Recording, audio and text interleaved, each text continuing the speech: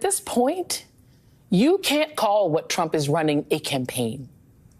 As friend of the show David Corn points out in Mother Jones, what Trump and J.D. Vance and House and Senate Republicans are running is a massive disinformation campaign aimed at warping Americans' reality.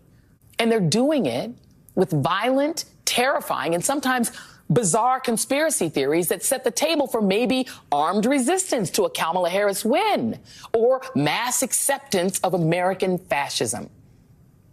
Trump and Republicans, backed by far right-wing billionaires like Elon Musk and right-wing media and anti-woman manosphere podcasts, are creating social media or gaming social media apps like X Twitter in Trump's favor and pumping disinformation into the brains of Trump supporters. Not quite foreign interference, but not exactly different from what Vladimir Putin would do. And in many ways, the disinformation campaign is working. Base Republicans today believe everything from Democrats secretly manipulating the weather from a secret base in Alaska to Trump being incapable of losing this election. He's winning in a landslide. And some Democrats are starting to believe the disinformation, too. Have you noticed how sharply the polls have shifted in Trump's favor over the last couple weeks? With these claims that Trump is surging with Black and Latino voters and leading in every single swing state, according to secret internal polls, despite all the Hitler talk. Yes, this race will be far too close.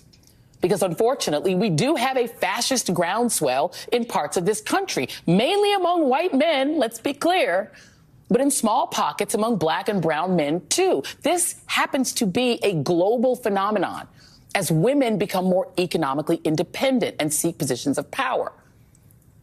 But friend of the show Simon Rosenberg points out that just like in 2020 and 2022, dozens of right-wing polls have been dumped into the marketplace in the last few weeks, 12 in Pennsylvania alone.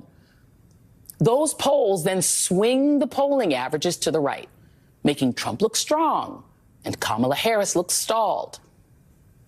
Now, there are lots of explanations for why you'd want to game the polls. Entrepreneurial Republican pollsters can certainly gain favor with Trump, who's apparently fuming about Vice President Harris's billion-dollar fundraising and positive press.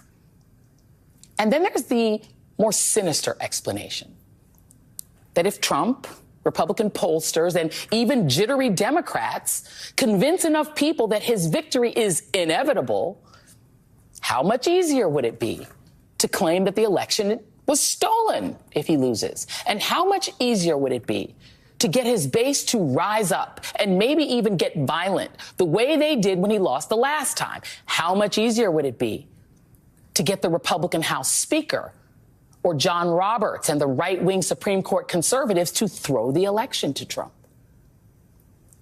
These are the things we need to consider.